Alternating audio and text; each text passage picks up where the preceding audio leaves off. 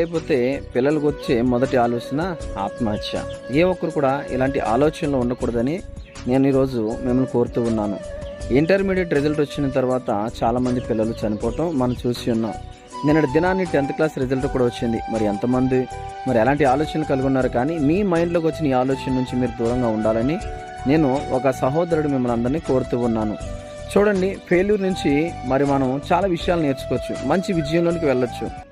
ఉదాహరణకి ఒక కానిస్టేబుల్కి పనిచేసే ఉదయ్ కుమార్ రెడ్డి అనే ఒక ఆయన మనం చూస్తున్నాం. ఇటీవల కాలంలో 2 దినాల క్రితం గ్రూప్స్ రిజల్ట్ వచ్చినాయి. ఆయన సివిల్ సెలెక్టెడ్. ఒక సిఐ తిట్టడని కసితో చదివి ఈరోజు ఆయన సివిల్స్కి సెలెక్ట్ అవటం జరిగింది. ఫెయిల్ అయిపోయిన నీవు కసితో చదివితే మళ్ళీ తిరిగి పాస్ అవుతావు.